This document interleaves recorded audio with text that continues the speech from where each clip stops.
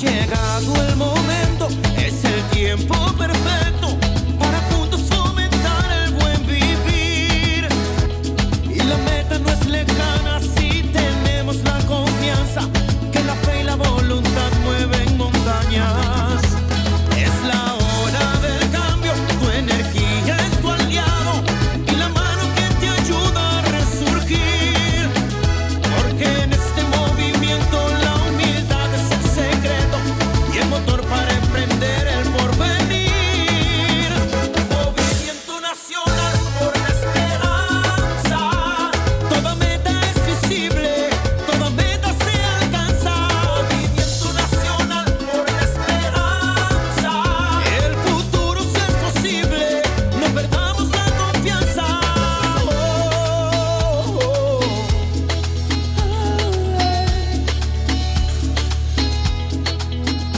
Porque en este movimiento la humildad es el secreto y el motor para emprender el porvenir.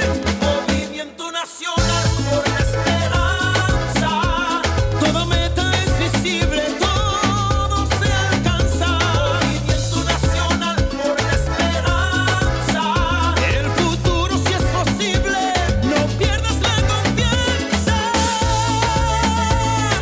Oye, ese movimiento nacional por la esperanza, donde todo se hace posible, donde todo se alcanza. Sembrando el futuro, haremos historia y a paso seguro, veremos la gloria. Sembrando el futuro, haremos historia.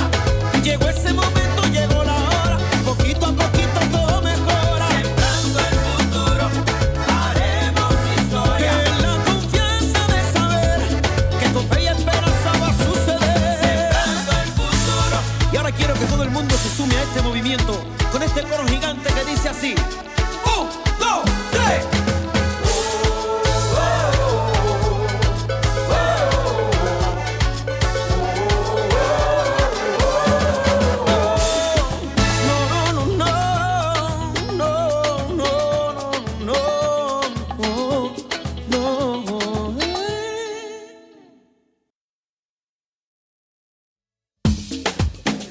Movimiento Nacional por la Esperanza te quiere invitar a formar parte de esta gran comunidad digital, en donde compartimos las asambleas virtuales semanales, así como el panorama político-electoral nacional e internacional. Para informarte de todo, lo único que tienes que hacer es seguir nuestras redes sociales, desde tu celular, tablet o computadora, con estos sencillos pasos. Ingresa a la plataforma de YouTube y en la barra del buscador escribe René Bejarano Martínez y así de fácil encontrarás nuestro canal. Una vez ahí, solo tienes que dar clic en el botón rojo que dice suscribirse y listo, ya eres parte de esta comunidad. Y recuerda activar la campanita en la opción que dice todas para que te llegue un aviso cada vez que subamos un nuevo video. Así de fácil, juntos estaremos construyendo esperanza por el buen vivir.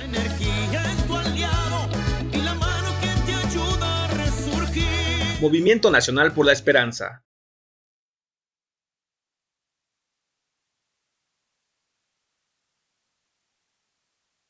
Bueno, compañeros, buenas noches. Vamos a iniciar nuestra asamblea semanal del Movimiento Nacional por la Esperanza. Se encuentran con nosotros en el presidium, desde el estado de Durango, la compañera Alicia Cortinas,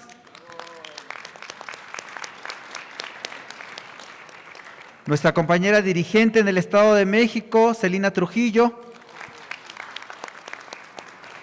nuestra compañera dirigente en la alcaldía Cuauhtémoc, Geraldine Arevián, nuestra compañera de Asuntos Internacionales, Itzel Ortega, del Movimiento Binacional, la compañera María García, y desde luego nuestro dirigente nacional, el profesor René Bejarano Martínez. Para iniciar con nuestra ronda de participaciones, le cedemos el micrófono a nuestra compañera María García. Compañeros, buenas noches. Gusto de verlos de nueva cuenta en esta reunión del MNE. Antes que nada, quisiéramos un reconocimiento muy especial a la compañera Dolores Padierna por el gran evento que tuvo el domingo, que fue algo histórico. Ese encuentro municipalista hará historia porque estamos entrando en una nueva ruta de la Cuarta Transformación. Entonces, desde aquí, compañera Dolores, muchas felicidades. Adelante con tanto éxito.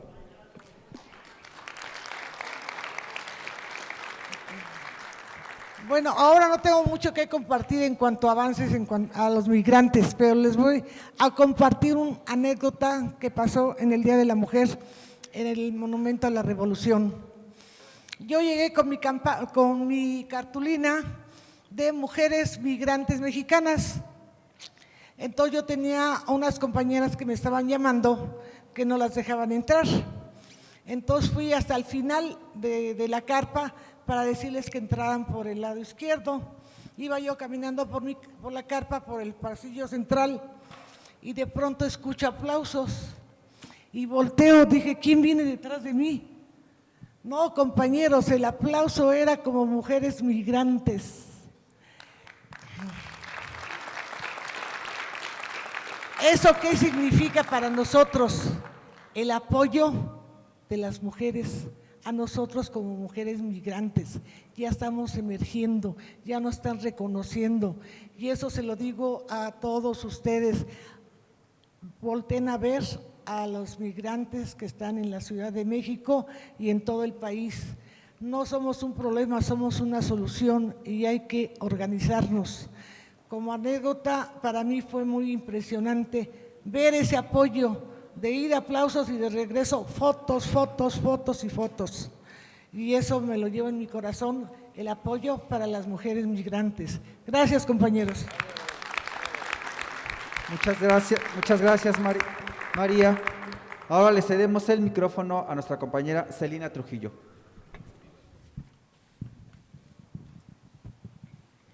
Muy buenas noches, compañeras, compañeros. Agradezco inmensamente la oportunidad que me dan de dar el agradecimiento de la participación del evento, como ya lo dijo María, del gran evento que se realizó el domingo pasado, el encuentro municipalista.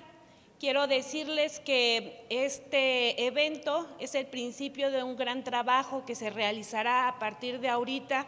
Ya estamos planificando qué es lo que sigue, las tareas que siguen, porque hay mucho que hacer por el tema de los gobiernos municipales, y esta tarea que le encomendaron el Comité Nacional a la compañera Dolores Padierna y por tanto a un grupo de compañeras y compañeros a quienes quiero destacar hoy su nombre aquí en esta asamblea, porque han sido pieza necesaria para lograr toda la convocatoria que se hizo, el trabajo no solamente de convocar a una reunión municipalista que fue muy exitosa, sino que se llevó desde el 8 de diciembre un trabajo arduo en todas las circunscripciones de nuestro país, como bien lo podemos ver en esta memoria gráfica que se nos entregó el día domingo.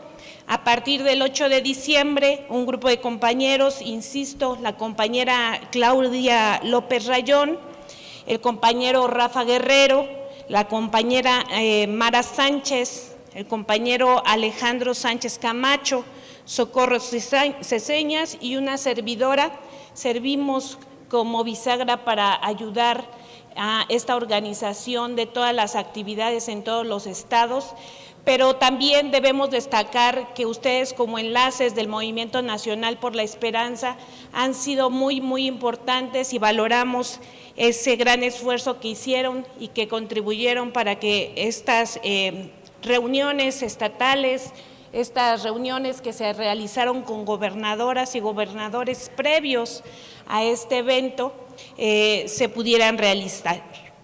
Debo decir que la compañera Dolores lo dijo en su mensaje, pero lo destaco porque en realidad ella hace un llamado enorme a estos personajes que tuvieron a bien estar presentes, tanto a los gobernadores, que fue un evento de gran peso político, como a funcionarios y funcionarias del gobierno federal que han aperturado a petición o a gestión de la compañera las puertas a alcaldes municipales para solucionar sus problemas que traen arrastrando todos nuestros municipios por un gobierno que dejó en ruinas a nuestro país. Quiero comentarles que es muy importante porque la compañera Dolores todavía hizo un llamado enorme a la participación de la consulta popular el 10 de abril, que también lo repitieron muchas de las personas que lo dijeron. De hecho, la jornada el día lunes destaca el no está solo, y eso lo ponen como algo muy importante porque fue un evento básicamente para llamar a la unidad, al trabajo en territorio para apoyar a nuestro presidente Andrés Manuel. Pero ella hace un mensaje de esperanza para todas nuestras autoridades electas y en funciones, porque recogió todas las necesidades expresadas en las reuniones con los presidentes municipales y tiene a flor de piel todas y cada una de las grandes necesidades para el desarrollo y para que destaquen los gobiernos de la Cuarta Transformación. Es obviamente que ella está trabajando y estamos trabajando de manera sistemática todo el tiempo para resolver esos problemas, pero son problemas de mucho fondo. Por eso la presencia de algunos funcionarios era clave para que se les diera información y mensajes a los presidentes municipales y a los regidores. En estas reuniones no solamente eran con presidentes, sino también con regidores que son de representación proporcional, que son en su gran mayoría. De repente los mismos regidores en las reuniones decían, es que, ¿y nosotros qué? ¿No? Nosotros somos de oposición en unos gobiernos que no están con la Cuarta Transformación, y entonces, ¿qué vamos a hacer? Justamente por eso también se hace una declaratoria de cómo es que deben más bien los servidores públicos actuar en contra de este tipo de situaciones. Quiero decirles y destacar, obviamente todos lo vimos, todos lo sentimos, fue un mensaje poderoso el de nuestra compañera Dolores, pero también el respaldo del presidente Mario Delgado al trabajo que hemos realizado, y eso pues nosotros lo sentimos como Movimiento Nacional por la Esperanza. Así que a seguir trabajando, porque bien lo dijo nuestra compañera Dolores, es momento de trabajar muy fuerte y nos ha convocado a dar un nuevo rostro a México, el de un país que hemos soñado, libre, soberano, igualitario y democrático. Así que pues desde aquí otro enorme aplauso a la tenacidad de nuestra compañera Dolores Padierna. Muchas gracias. Muchas gracias, Celina, y yo creo que también un gran aplauso a todos los subdelegados que participaron en ese equipo y que se vio reflejado el día domingo. Se integra con nosotros en el Presidium desde La Paz, Baja California Sur, la compañera Martina de los Reyes Lucero. Y ahora con temas de la Alcaldía Cuauhtémoc le cedemos el micrófono a la compañera Geraldine Arevián. Buenas noches, estimados compañeros y compañeras. Agradezco la invitación a este foro, como siempre, del Movimiento Nacional de la Esperanza, presidido por el profesor René Bejarano. Muchas gracias, y a todo el podio.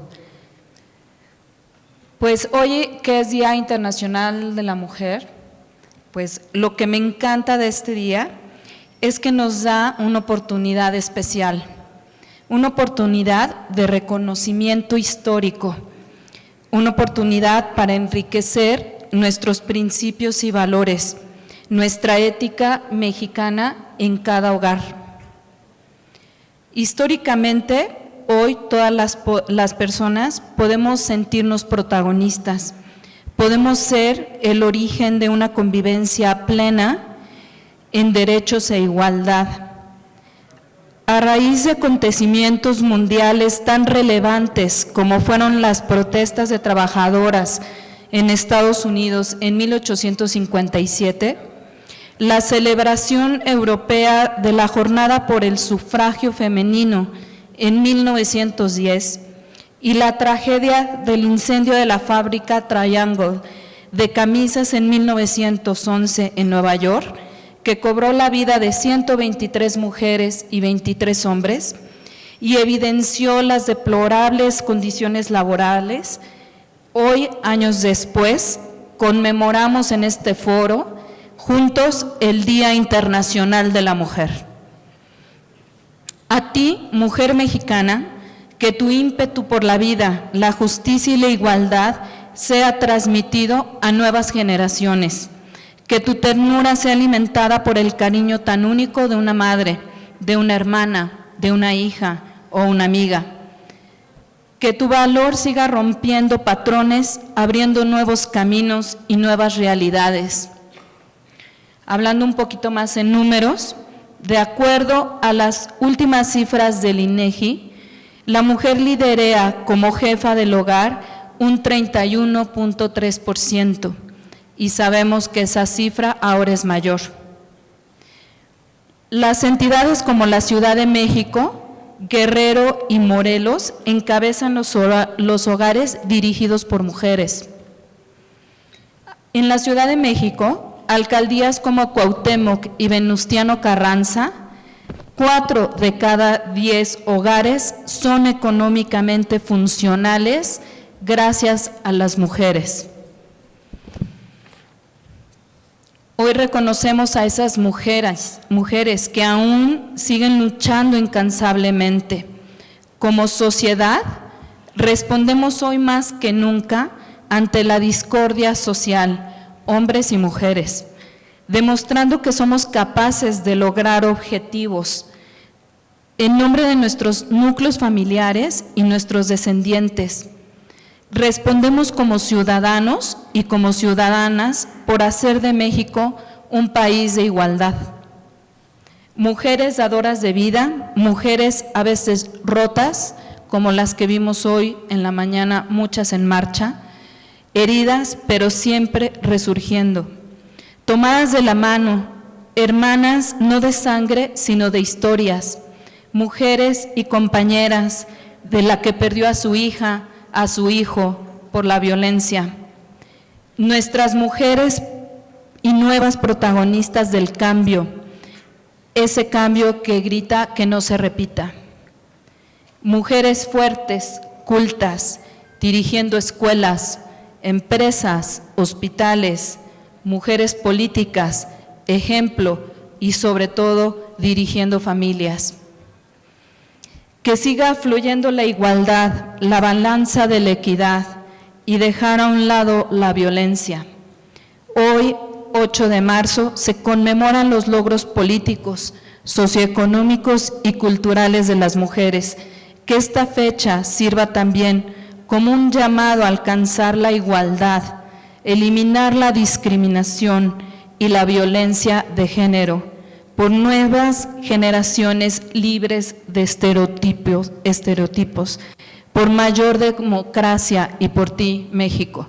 Muchas gracias. Muchas gracias, compañera Geraldine, por este mensaje. Se integran con nosotros un dirigente histórico en el estado de Jalisco, el compañero Salvador Zaragoza. Desde Ciudad Acuña, Coahuila, nuestra compañera dirigente Laila Yamilé Tanus Castaño. Para seguir con nuestra ronda de oradores, le cedemos el micrófono a nuestra compañera Itzel Ortega. Hola, queridos compañeros y compañeras, muy buenas noches. Me da mucho gusto poderlos acompañar nuevamente en esta asamblea correspondiente al 8 de marzo, precisamente Día Internacional de la Mujer. Y hoy, tras 2 años ya de pandemia, pues las marchas feministas han vuelto a las ciudades del mundo. Sin duda, estas huelgas y movilizaciones pues han ganado, digamos, una gran importancia con el paso de los años. Este día, establecido como el Día Internacional de la Mujer, gracias en parte a los acontecimientos que ya nos comentó la compañera, pero también gracias al empuje de los movimientos socialistas de los años de 1900. Este día pues nos permite ciertamente conmemorar los avances en materia de igualdad, pero sobre todo nos lleva a reivindicar el mucho trabajo que todavía queda por hacer en este campo. Las desigualdades que padecemos las mujeres persisten en múltiples aspectos de la vida, abarcando por supuesto el plano político, el económico, el social y el cultural. Como pueden ver ustedes en ese mapa, que lo que marca es como el nivel de la brecha de género que existe en los países del mundo, pues si continúa esa tendencia que se marca en el mapa, tardaríamos 136 años, para poder cerrar esa brecha de desigualdad.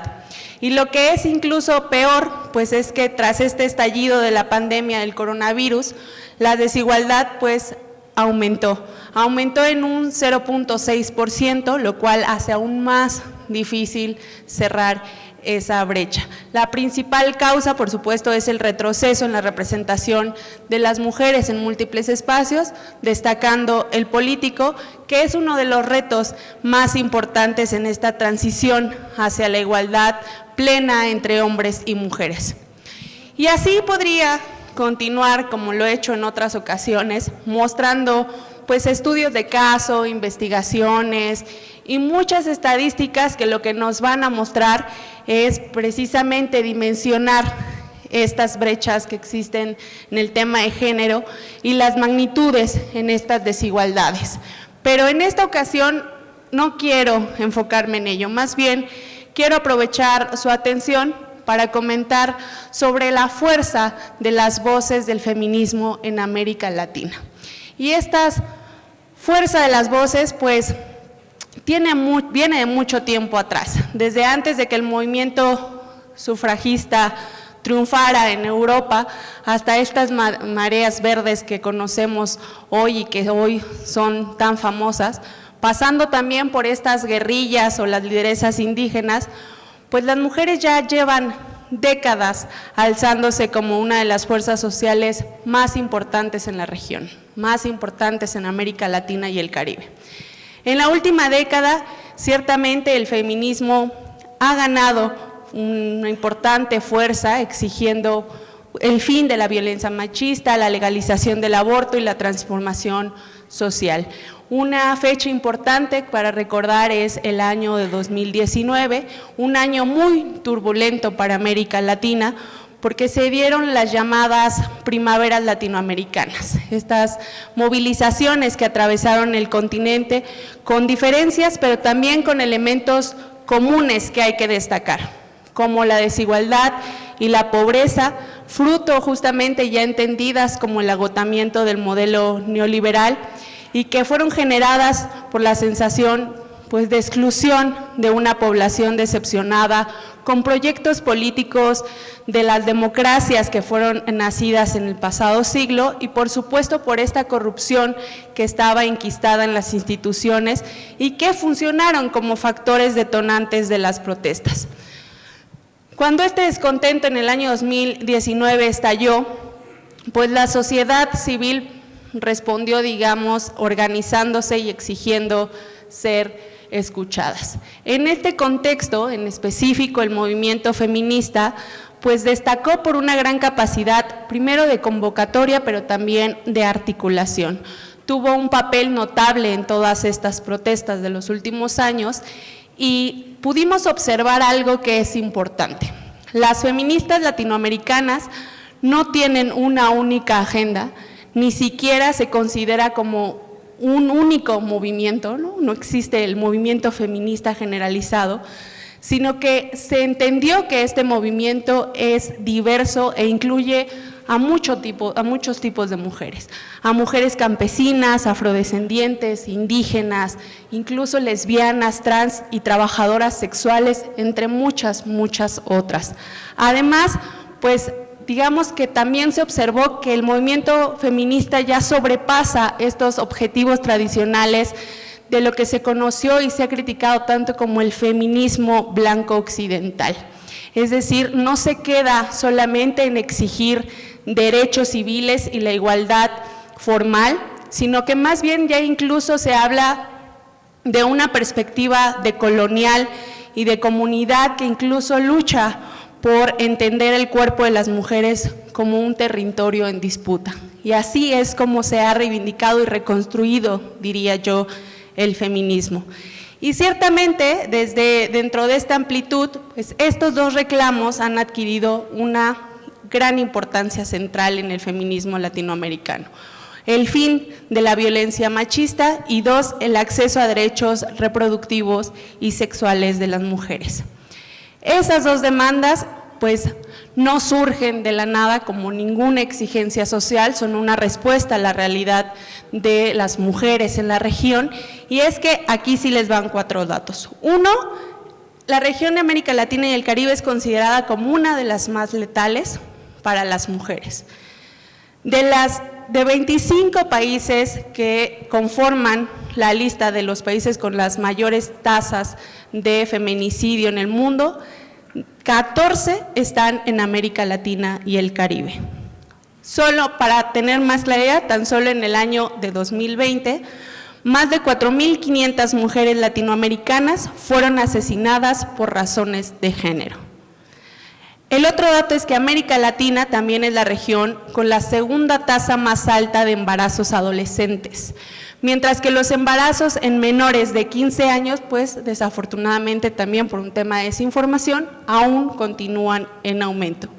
3, paradójicamente este continente reúne a los países con las leyes de aborto más restrictivas. Tenemos el caso de El Salvador, de República Dominicana y de Honduras, en donde la interrupción voluntaria del embarazo, pues ¿qué creen? Se castiga hasta con 12 años de cárcel. Y por último, pues a todo esto se suman las altas tasas de impunidad que existen en nuestros países por los feminicidios. Llega a existir que el 95% de los casos, se llega a registrar, que el 95% de los casos pues no son investigados y se quedan ahí en la denuncia. Entonces, este dato pues sinceramente completa esta estremecedora imagen que tenemos las mujeres en América Latina. Entonces, frente a esta realidad es que las feministas pues llevan organizándose desde hace décadas y, repito, sus antecedentes datan incluso desde antes de las campañas de las sufragistas occidentales. Existían ya guerrillas de independencias libradas contra España, ¿no?, en el siglo XIX, también participaron en las guerrillas de las décadas de los 60, 70 y 80 y se han involucrado en movimientos políticos que han sido determinantes para las transformaciones de esos países. Voy a comentar, por ejemplo, que las primeras en acceder al voto, para tenerlo como dato, fueron las mujeres uruguayas en 1927, aunque no fue hasta 5 años después que obtuvieron el derecho efectivo a votar y tener representación pública. Es decir, ya estaba en la ley, pero no lo pudieron ejercer hasta 5 años después.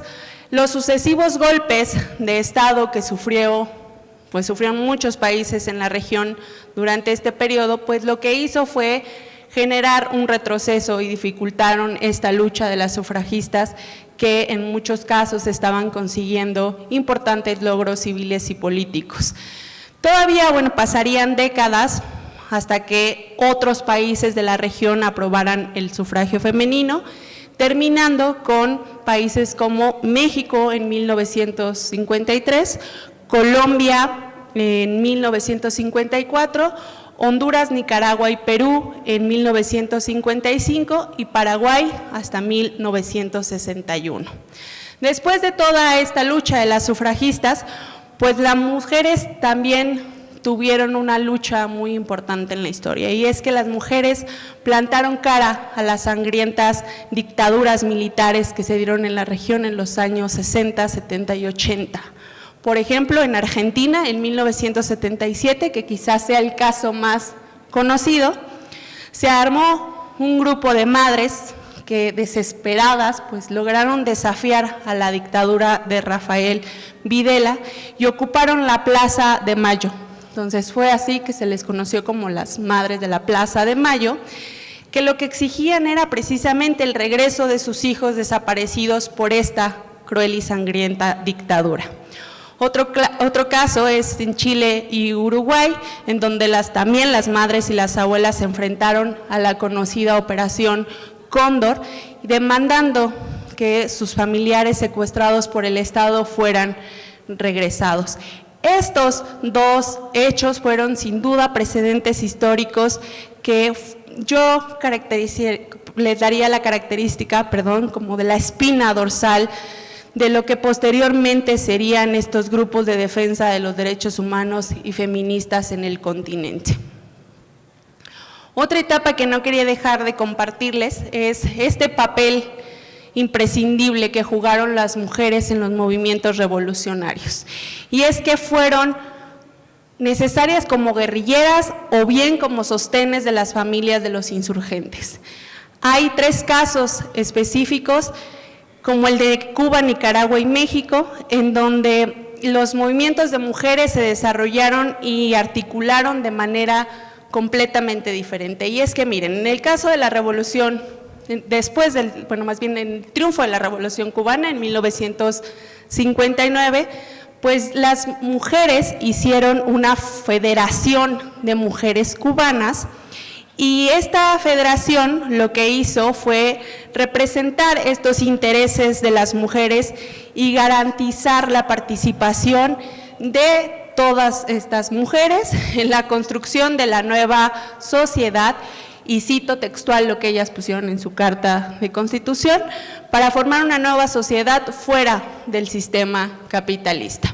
Pocos años después, pues Cuba se convirtió en el primer país latinoamericano, gracias a esta federación, en incluir en su legislación el derecho al aborto seguro y gratuito en el año de 1968. Gracias.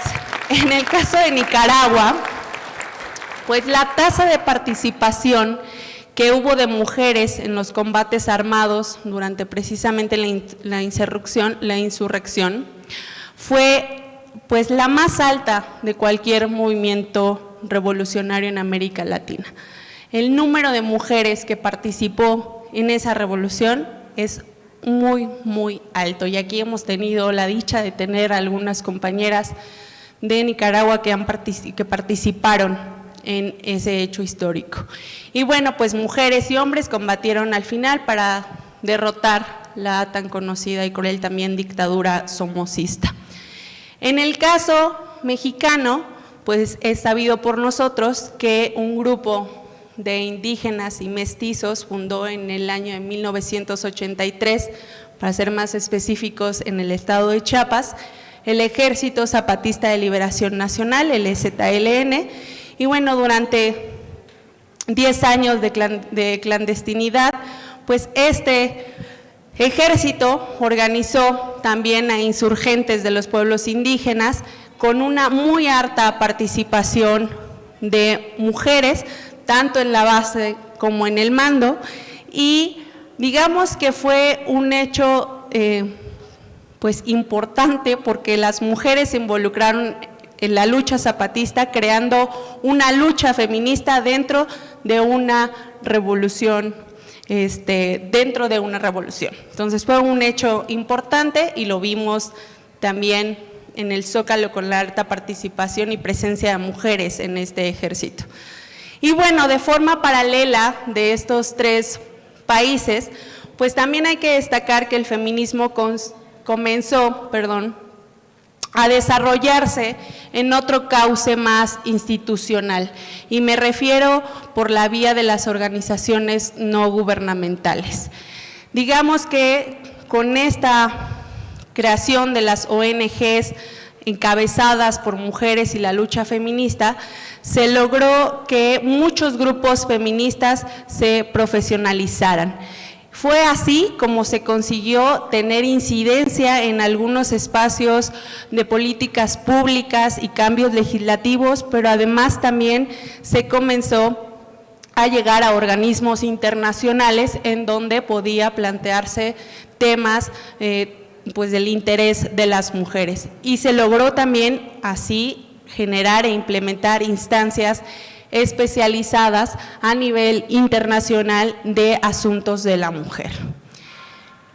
Y bueno, ya con este recorrido histórico, pues el feminismo pasó, digamos, de ser un movimiento contracultural, ¿no?, radical, a un feminismo social de masas, capaz también de interpelar a muchos gobiernos. Y ejemplos de ello tenemos muchísimos, pero voy a mencionar solo algunos. En el año del 2015, este movimiento masivo feminista conocido como el de Ni Una Menos, pues que se impulsó allá en Argentina, pues logró frenar y poner ahí contra las cuerdas al gobierno del derechista Mauricio Macri, e incluso lo obligó a comprometerse con la lucha contra la violencia de género.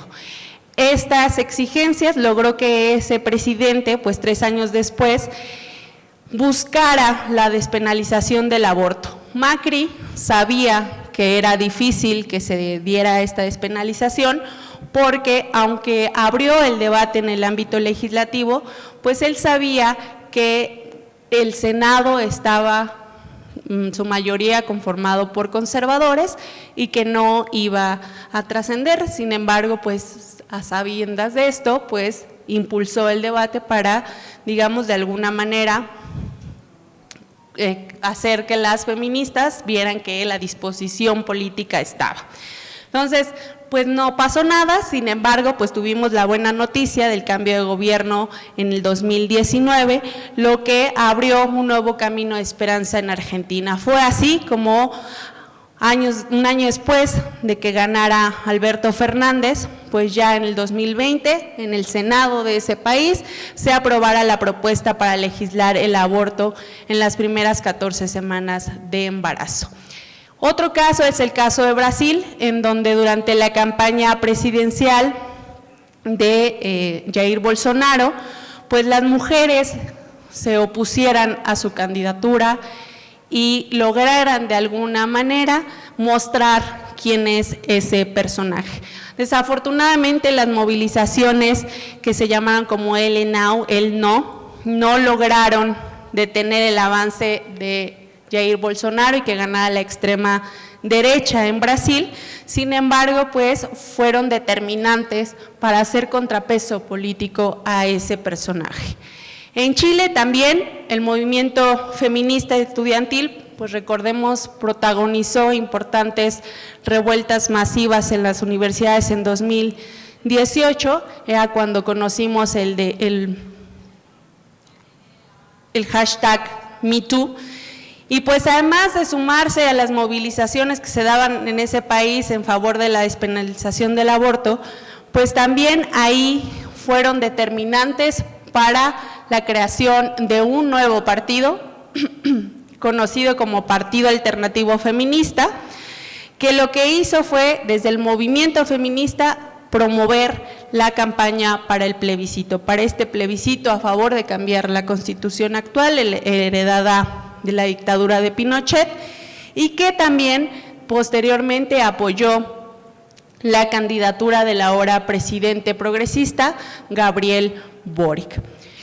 Pero bueno, pues no todo es felicidad, no todo en el movimiento feminista ha ido como hasta lo ahora comentado. En otros países se ha demostrado que estos planteamientos de la izquierda latinoamericana pues desafortunadamente no siempre van de la mano del feminismo. La influencia de la Iglesia ha alcanzado también a partidos de izquierda, cuyos algunos sectores más conservadores pues han presionado para mantener estas restricciones en contra del aborto y defender esta idea tradicional de la familia.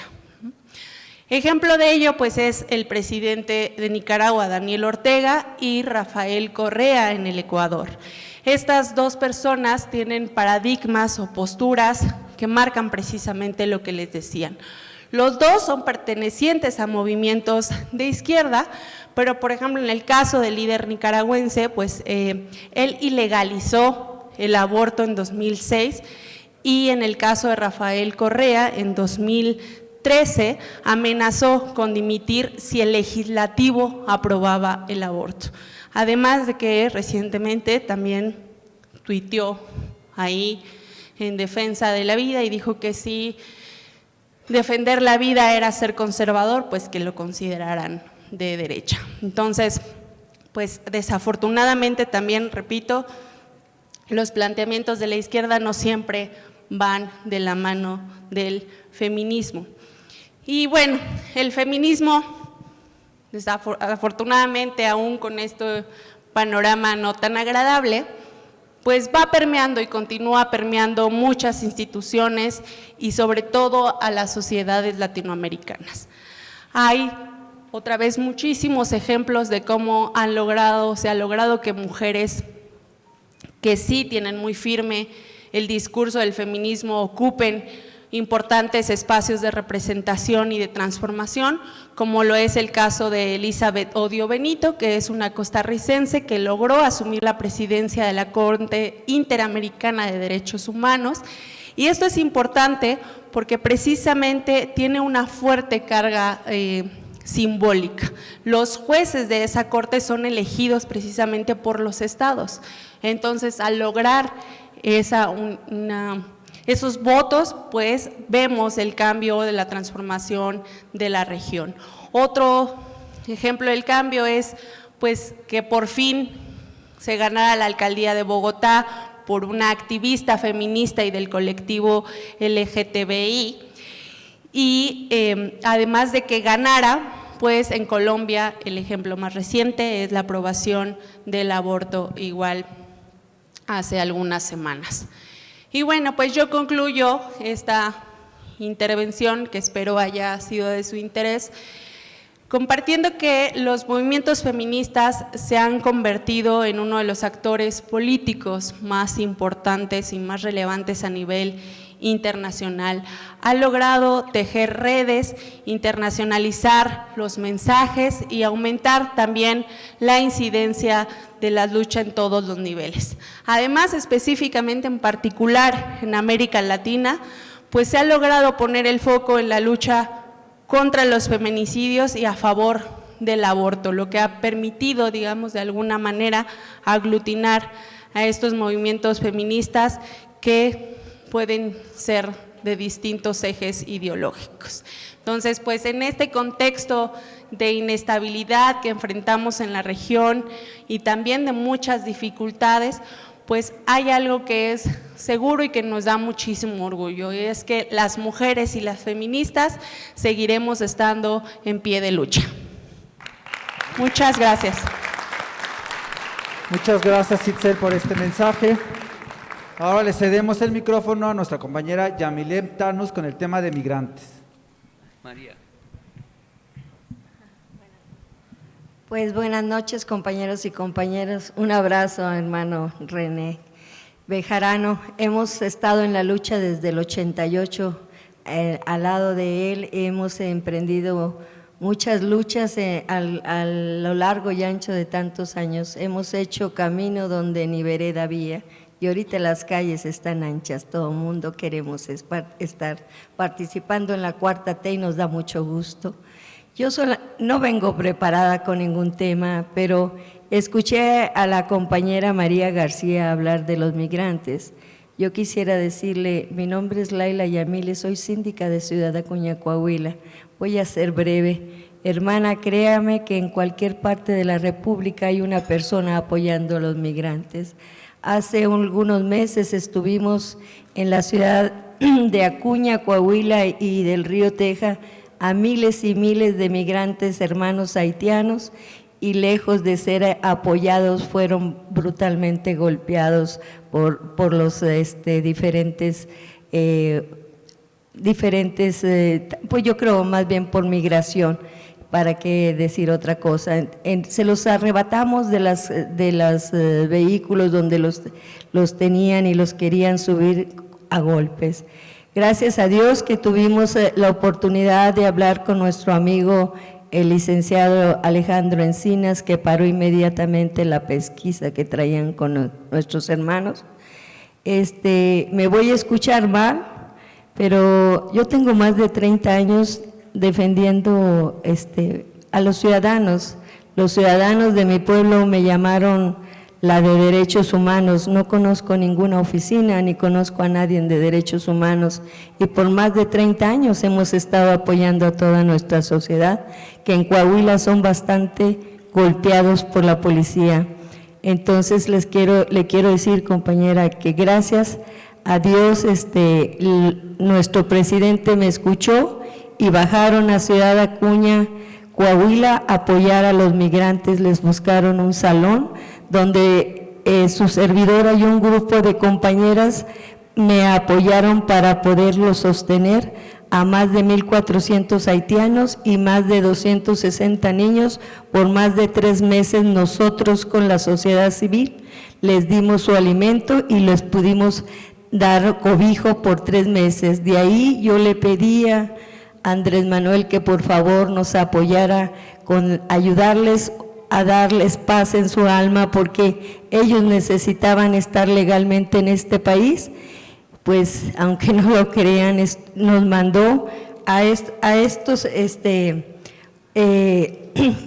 organizaciones como fue la ONU, Derechos Humanos Nacionales, COMAR, Beta, ARNUR, Casa Saltillo y sobre todo Migración, que tengo que reconocer que después, al principio fueron bastante y brutalmente tratados, al final fueron los que nos apoyaron. Yo dije que yo no iba a ceder si no les dábamos la certeza de que iban a estar bien en nuestro país, y gracias a todas estas organizaciones logramos darles un poquito de tranquilidad, porque les dieron la protección de tener el documento humanitario por 1 año. Estamos teniendo una oficina que la estamos pagando el grupo de personas que los apoyamos, y ahorita estamos tratando de conseguirles su permanencia en este país. Yo le quiero decir, señora María, que la admiro y que no están solos. En México habemos mucha gente que queremos a todos nuestros hermanos de cualquier parte del mundo. Sabemos que la mayoría, que muchos de nuestros mexicanos están en Estados Unidos en la misma situación. Entonces, pues aunque no es el tema, yo le quiero agradecer que siga apoyándolos, y aquí cuenta con una servidora. Gracias. Muchas gracias, compañera Yamile. Y ahora sí, le cedemos el micrófono a nuestro dirigente nacional, al profesor René Bejarano Martínez. Muchas gracias, Miguel. Buenas noches a todas y a todos ustedes. Es un gusto, como siempre, estar en esta asamblea semanal, nacional, virtual y presencial del Movimiento Nacional por la Esperanza, correspondiente este día al martes 8 de marzo del año 2022.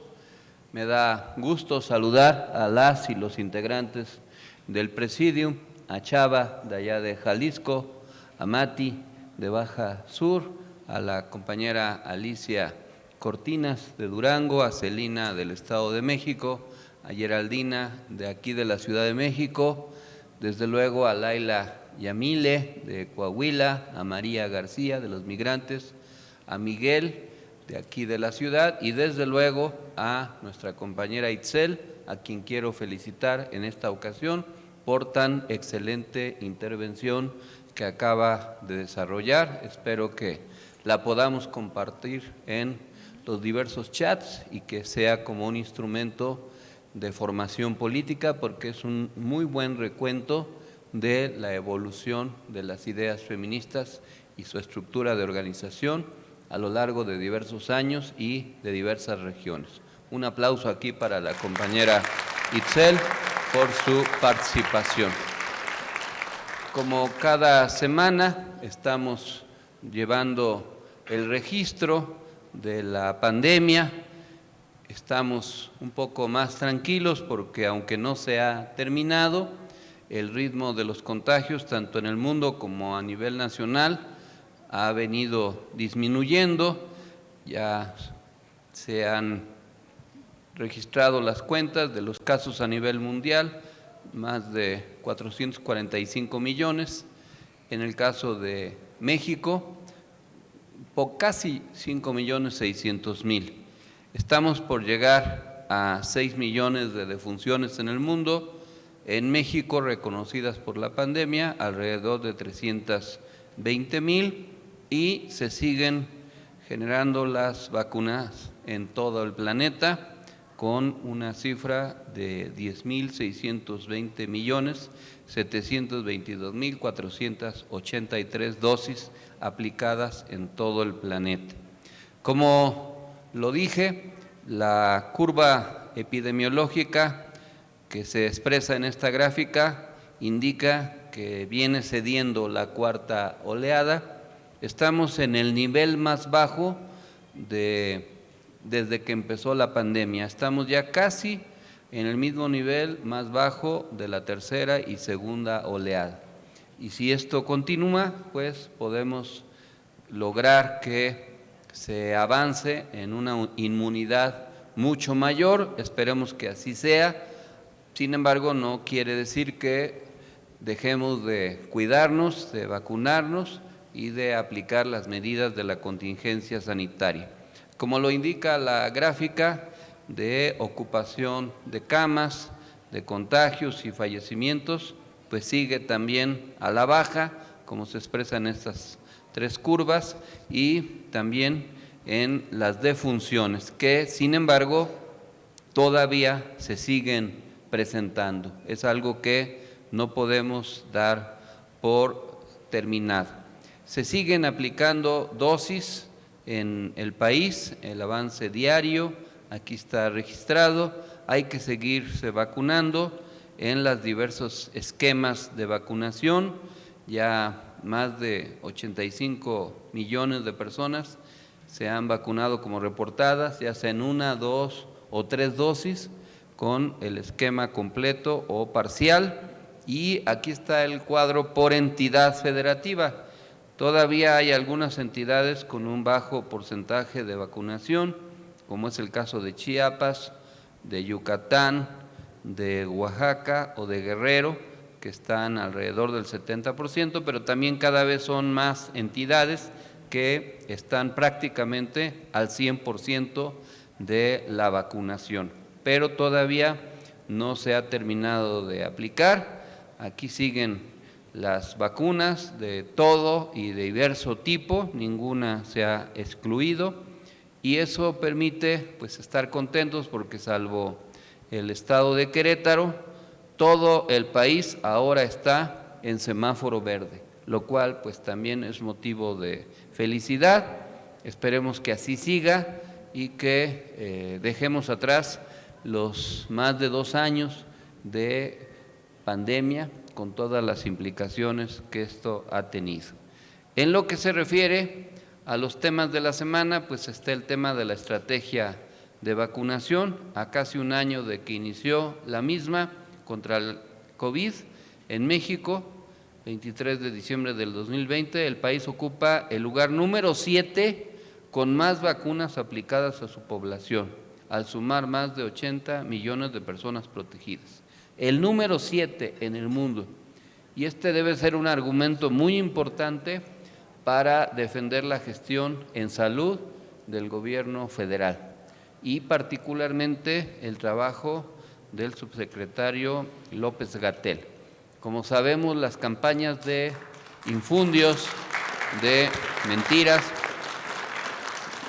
de acusaciones en contra del gobierno y particularmente de algunos de sus funcionarios, han escogido algunos de ellos en determinadas épocas, y Gatell pues fue uno de ellos en mucho tiempo, lo sigue siendo, y como se ha querido hacer con otros funcionarios en diverso tiempo.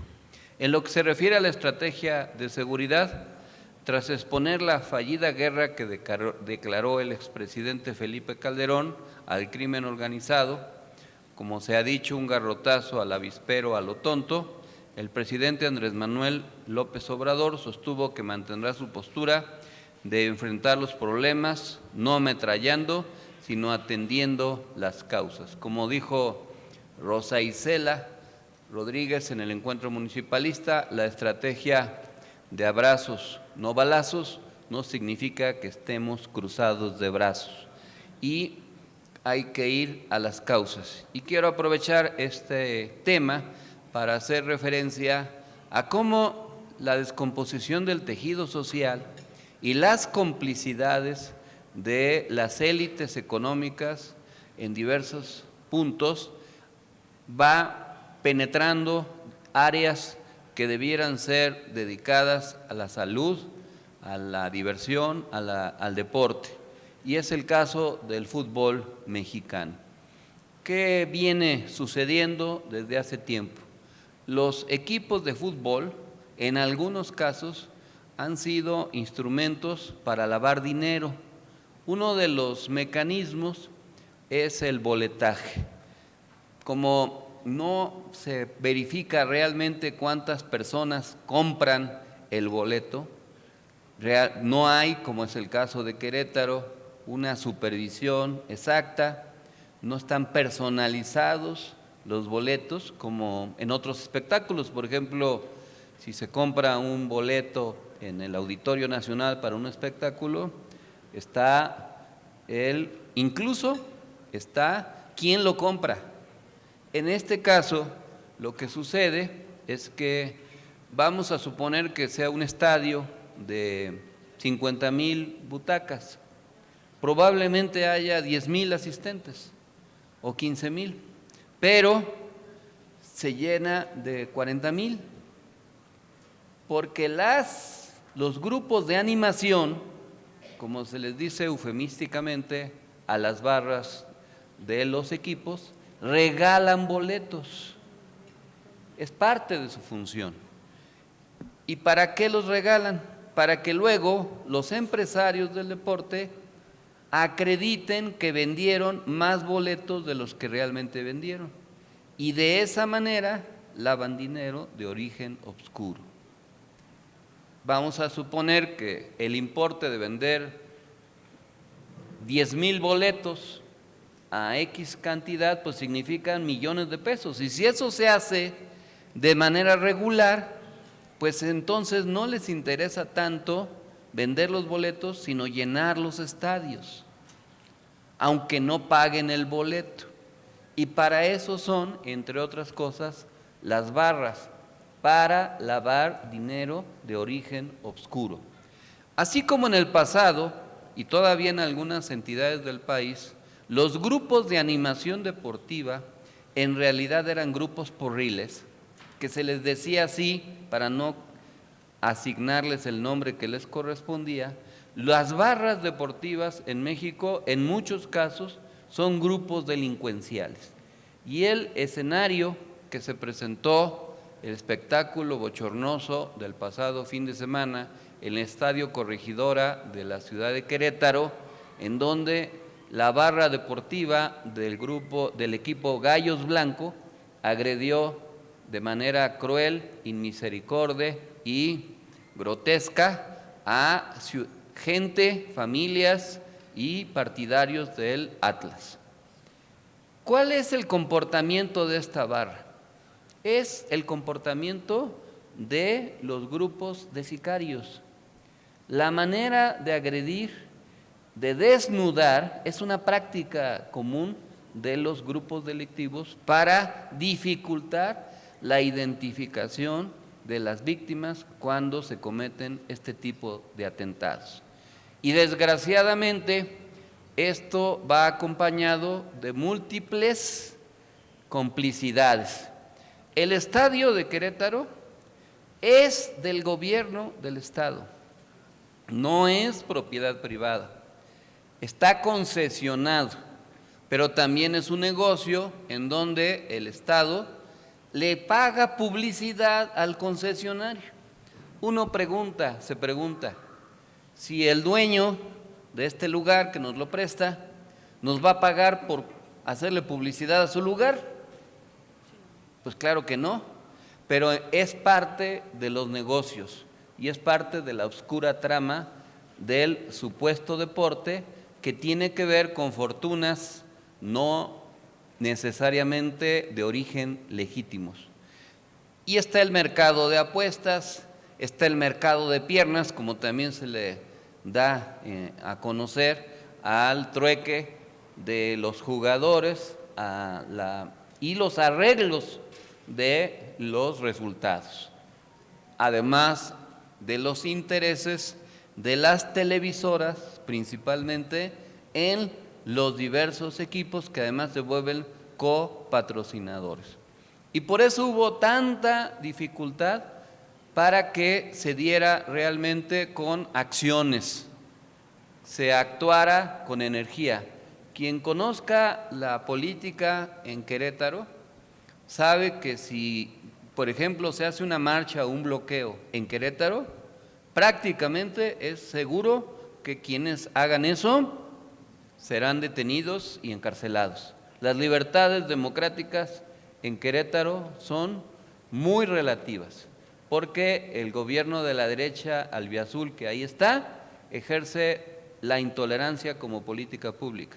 Sin embargo, tuvo que ser la presión mediática nacional e internacional para que hubiera algunos detenidos y se multara, que para las fortunas de los magnates, dueños de los equipos, es como un pelo de un gato, 1,5 millones de pesos. Imagínense, esa es la multa por todo lo que representa y algunas sanciones que, como verán más adelante, se van a ir eliminando paulatinamente. Este es el problema del combate a la seguridad. Y estos jóvenes, con la moral deteriorada, acostumbrados al salvajismo, a los antivalores, a la impunidad, pues lo que hicieron es porque están acostumbrados a ellos y porque cuentan con protección, y la evidencia fue el comportamiento de los mal llamados cuerpos de seguridad y la falta de eficiencia de los servicios de protección civil. Tenemos entonces que entender que la campaña del gobierno federal para regenerar el tejido social abarca muchos ámbitos, y lo que debiera hacerse, además de algunas acciones que ya se están tomando, es transparentar y obligar a los equipos de fútbol y a los empresarios del fútbol a aplicarse a las reglas para evitar que haya negocios indebidos como los que les he mencionado. En algunas zonas se utilizan otro tipo de medidas para lavar dinero. Yo, por ejemplo, en algunos tránsitos en carretera de algunas regiones del Bajío, particularmente en Guanajuato, veía una gran cantidad de negocios, entre comillas, abiertos, pero que en realidad no tienen gente alguna y que siempre están cerrados o semicerrados. Pero ¿para qué los ponen? Pues para lavar dinero también. ¿Por qué? Porque aunque haya un negocio X que supuestamente vende algún producto o algún servicio que no tiene clientes, en realidad declaran que sí tienen clientes y están generando ingresos para los dueños verdaderos de esos establecimientos. La política de seguridad por eso tiene que ir de la mano con la inteligencia que se hace para indagar el origen de fortunas y el destino final. Otro rubro, que yo no tengo nada en contra del amor y mucho menos de la pasión, pero en algunos lugares de pronto crecen mucho los hoteles de paso.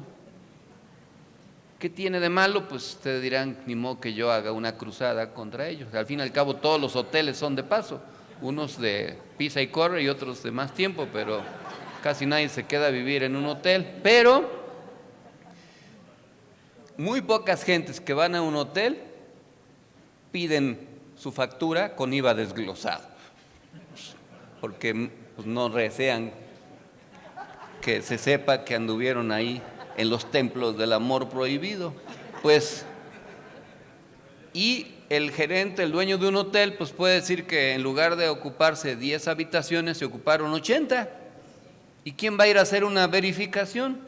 Además del número de veces que se ocupó en un día una habitación y mucho menos, pues pues de la eficiencia erótica del lugar, o sea, no hay forma de hacer una supervisión.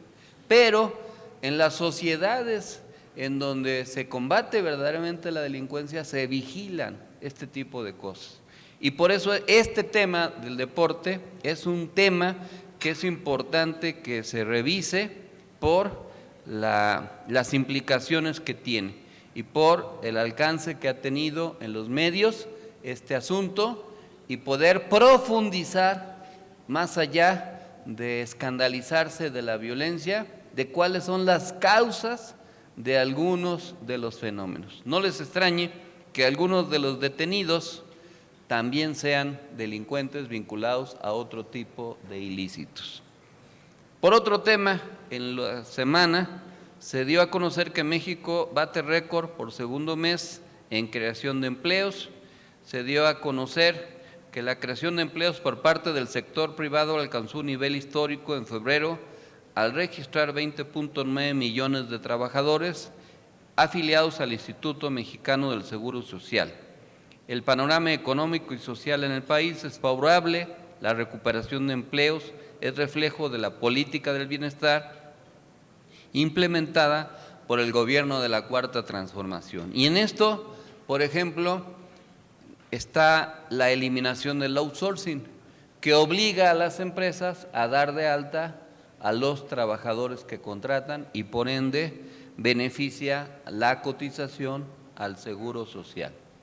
En otro tema, en este sexenio no se alcanzará la autosuficiencia en la petroquímica secundaria, pero el gobierno de la Cuarta Transformación dejará las bases para que sí, en unos años, esto suceda.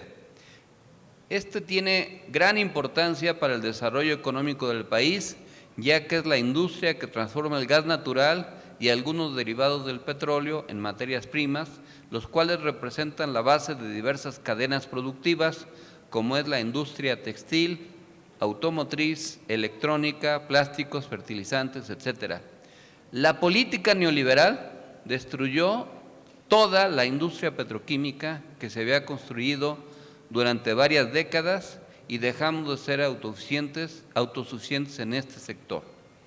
Si ustedes revisan, lo más valioso del petróleo no es la gasolina, sino los derivados del petróleo.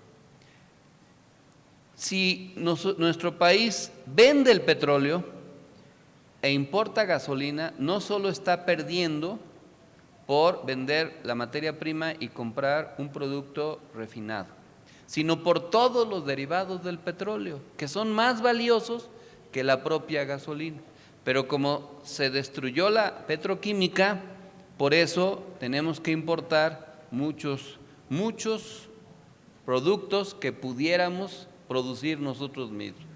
La política neoliberal prácticamente desapareció, por ejemplo, el Instituto Mexicano del Petróleo, y fuimos un país que fue retrocediendo en este rubro.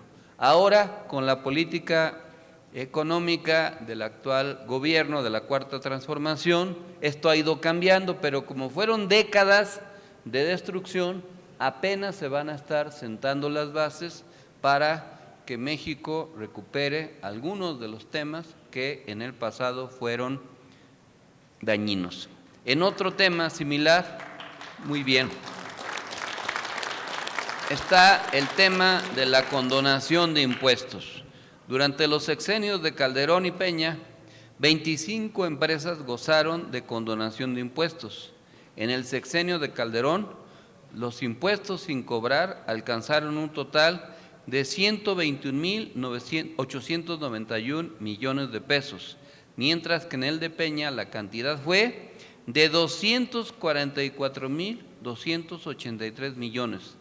La suma de estas cantidades da un total de 366.174 millones de pesos. Esto ya no. Ahora, por ejemplo, Televisa vendió acciones a Univisión y están pagando 15,000 millones de pesos. Banamex se vendió cuando Fox en 12,000 millones de pesos y no pagaron ni un centavo de impuesto. Ahora está en venta, van a tener que pagar los impuestos Esa es la diferencia, dijo Andrés Manuel López Obrador. Pero además, en este tema está lo asociado a la corrupción. ¿Cuál era el modus operandi en este rubro de la condonación de impuestos? Vamos a suponer que una empresa, un empresario tuviera que pagar X cantidad, por decir algo, 100 millones de pesos.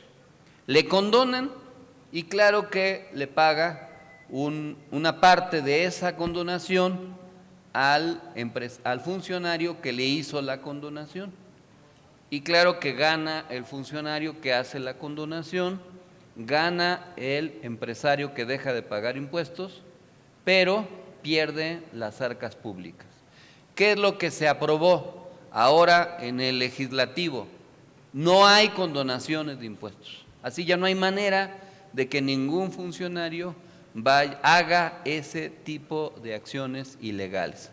Parte del conflicto que hubo cuando empezó la pandemia es que los empresarios querían regresar al esquema de la condonación de impuestos y que el gobierno federal les disminuyera las cargas tributarias, cuando todos sabemos que los ingresos públicos, fiscales, pues son parte fundamental de las finanzas públicas y eso permite potenciar el desarrollo y aplicar políticas sociales.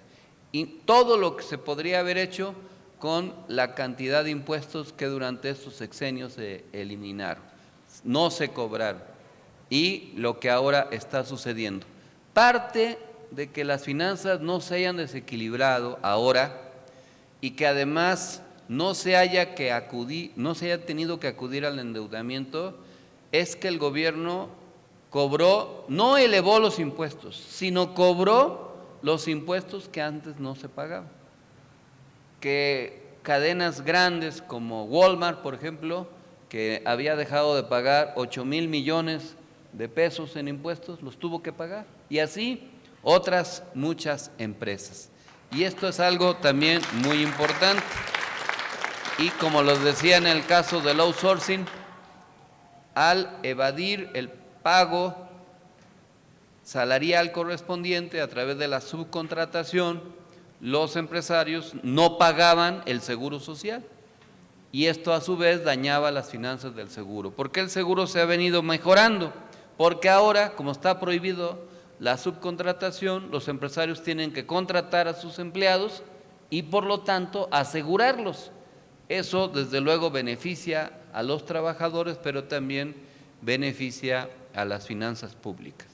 Y a propósito del linchamiento de funcionarios, así como tomaron de piñata a Bartlett en el pasado y a López-Gatell, ahora le toca al fiscal Gers Manero, porque la Fiscalía General de la República tuvo que iniciar una carpeta de investigación por el delito de intervención ilegal de comunicaciones, luego de que se difundiera a través de redes sociales una supuesta conversación entre el titular del Ministerio Público Federal, Alejandro Gers Manero, y el subprocurador Juan Ramos, en la que tratan un presunto proyecto de sentencia relacionado con un litigio que sostiene el fiscal con la familia de su hermano fallecido. Más allá del tema específico, lo cierto es que la Fiscalía General de la República, ahora en este sexenio, ha enderezado diversas carpetas de investigación que antes se habían mantenido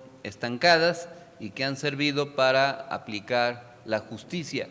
Un ejemplo es el caso Odebrecht, que durante el sexenio de Peña Nieto durmió el sueño de los injustos, diría yo, no se hizo nada, y que es hasta este gobierno en donde se ha iniciado el procedimiento penal correspondiente. Y así otros muchos temas. Y claro, se trata de deponer al fiscal y dañar en los medios de comunicación la imagen del gobierno. Tenemos que acostumbrarnos a que cada semana va a haber un escándalo mediático. Es una estrategia para debilitar y destruir a la Cuarta Transformación. Es un diseño, no es un asunto fortuito. Así como se dio a conocer la trama de la Casa Gris, que fue todo un montaje, pues ahora es de Gertz, y así van a salir otros muchos, como lo hicieron en otros países como Brasil, para debilitar a un gobierno democrático. ¿Y cuál es la defensa? Además, la que el propio gobierno tiene que hacer, pues informarle a la gente. Y para informarle a la gente, pues hay que tener organización. Si nosotros tuviéramos una estructura de millones de personas comunicadas, por ejemplo, a través de las redes sociales, se puede desmontar todas estas mentiras. Por eso es tan importante fortalecer la estructura de organización para garantizar que la verdad sea la que se difunda y no las mentiras que propalan los medios controlados por las fuerzas conservadoras. Y además señalar las mentiras del pasado. Un ejemplo fue lo que dijeron Peña Nieto, Ricardo Anaya y todos los que aprobaron la reforma energética en el sexenio anterior, que decían que el petróleo ya no era negocio, que ya no iba a existir petróleo y que se iba a caer el precio del petróleo. ¿Y qué pasó?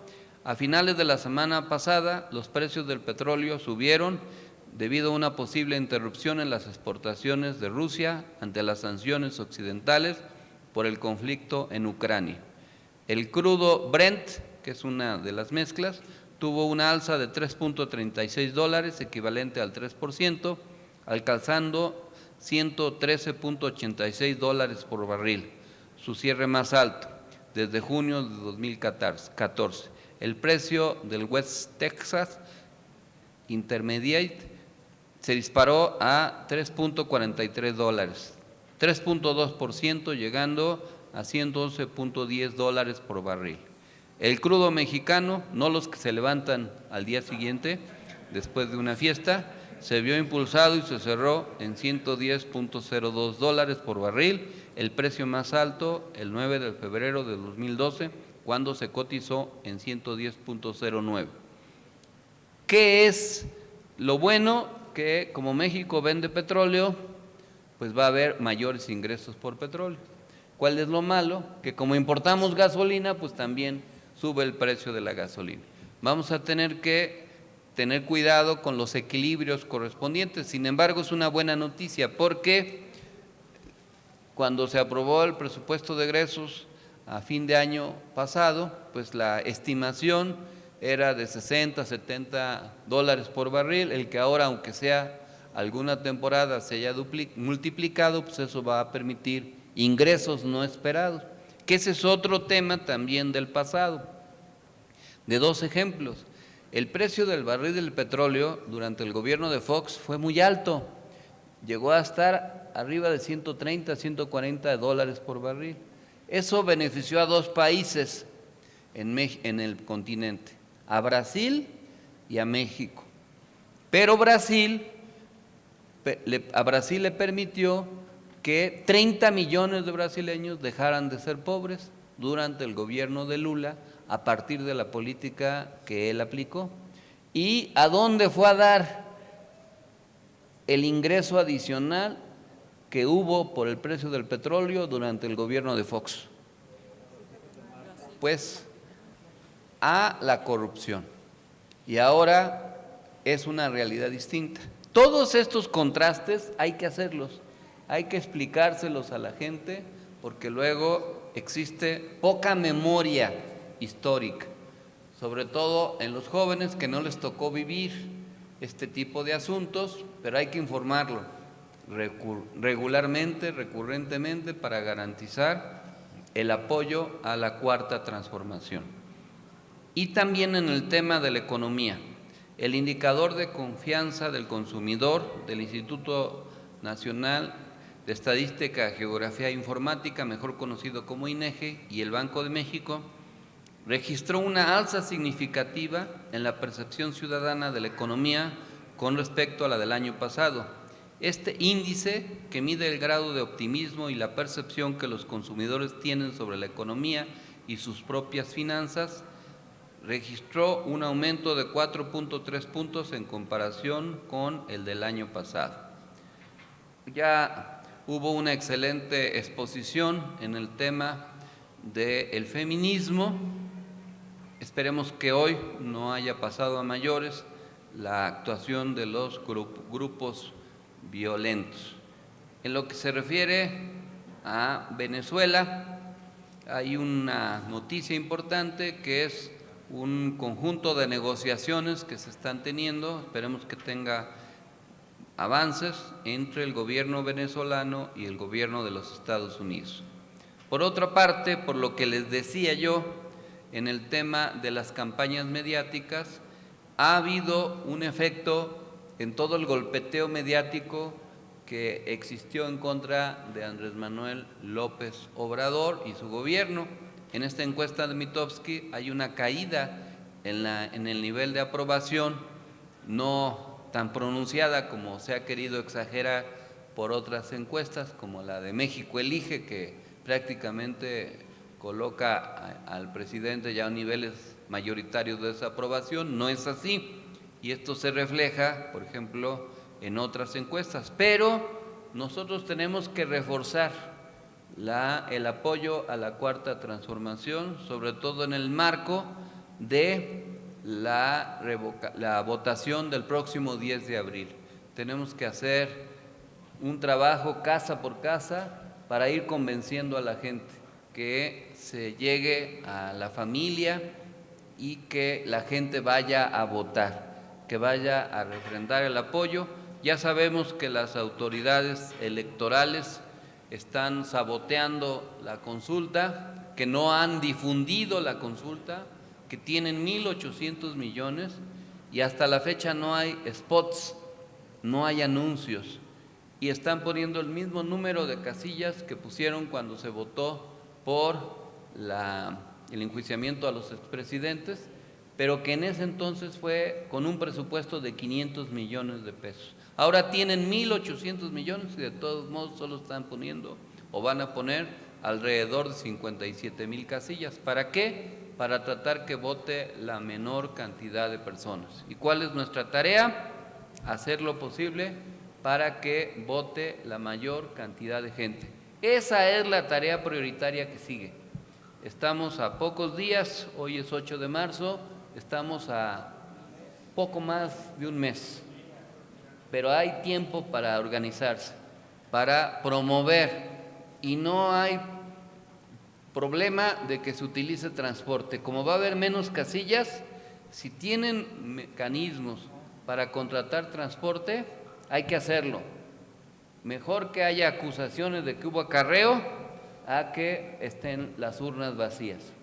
¿Por qué se justifica usar el transporte? Porque va a haber casillas a 100 kilómetros de distancia y de aquí a que van y regresa la gente, pues va a ser muy complicado. Pero si nos organizamos y entre toda la misma gente pagan el costo del transporte, pues puede ser mucho más masivo. Pero para eso hace falta organización, y eso es lo que tenemos que hacer en las próximas semanas para asegurar el mejor resultado posible. Qué bueno que se hizo el encuentro municipalista que ya mencionó Celina, porque es un ejemplo de que es posible organizarse, que es deseable, que en lugar de andar en pugnas internas, en descalificaciones recíprocas, en ataques intestinos entre nosotros mismos, lo mejor es apoyarnos y organizarnos. Si la estructura municipal de alcaldes, síndicos, regidores se desarrolla, esa es una estructura muy fuerte que no hay que descuidar, hay que seguir fortaleciendo. En poco menos de 4 meses se logró un gran encuentro, pero ahora hay que darle seguimiento. Ya les estaremos informando qué plan sigue. Ahorita por lo pronto es la votación del 10 de abril y ya después veremos qué otras tareas se desencadenan en el futuro. Hubo en este encuentro intervenciones muy buenas de diversos personajes que presentaron explicaciones o lineamientos de diversos signos. Vamos a preparar una memoria de lo que ahí se dijo porque es bueno utilizarlo para que sirva como instrumento de estudio. Por ejemplo, resalto las reflexiones que nos compartió Alfonso Durazo, quien es actualmente gobernador de Sonora. Y es un ejemplo de la línea política a seguir, de cómo enfrentar el sectarismo y cómo entender lo que se tiene que hacer en el futuro. Yo comparto con él una historia de trabajo conjunto. A él lo conocí hace muchos años, cuando él era subdelegado allá en el centro histórico, y a mí me tocó ser líder de los damnificados aquí en la Ciudad de México, y él nos tenía que atender. Y la vida nos ha ido juntando en diversos episodios, y a mí me dio mucho gusto identificarme con lo que él expuso ahí. Quiero felicitar a todas y a todos los compañeros que de muchas maneras ayudaron a que este encuentro municipalista haya sido un éxito. Muchas gracias de todo corazón por el esfuerzo que se ha venido desarrollando, y como bien dijeron ahí en los discursos, vamos por más. No nos vamos a quedar cruzados de brazos, seguimos atendiendo a muchos líderes y vamos a continuar visitando entidades. En mi caso, ya tenemos programada la visita el día 19 de marzo a Tuxtla Gutiérrez. Vamos a estar ahí en un salón de eventos del Hotel Fiesta Inn de la Plaza Ámbar de Tuxtla Gutiérrez, Chiapas, ese día 19 a las 11 de la mañana. Y el 26 vamos a ir al Salón Xerox, mejor conocido como Xerox, de la capital tlaxcalteca, para ir para allá. Ya vamos a apaciguar a los tlaxcaltecas porque quieren reclamar Puebla como parte de su territorio. Afirman los tlaxcaltecas que Puebla es una provincia de Tlaxcala y ya están dispuestos a invadir Puebla con mole y guajolote para aletargar el pensamiento lúcido de los poblanos y tomarlos desprevenidos. Ya en serio, vamos a ir allá a fortalecer la organización y el trabajo, y así vamos a recorrer nuevamente todo el país. Les invito a todas y a todos que hagan lo mismo, cada quien en su ámbito, en cada zona de trabajo. Ahí María con los migrantes, allá en Coahuila, en Tláhuac, en cada entidad, en cada zona, hay que hacer lo mismo porque tenemos que ir a fortalecer la organización y darle continuidad a la cuarta transformación y al buen vivir. Muchas gracias, compañeras y compañeros, y buenas noches. Y para concluir nuestra asamblea semanal del Movimiento Nacional por la Esperanza, nos ponemos de pie para poder entonar nuestro himno nacional mexicano.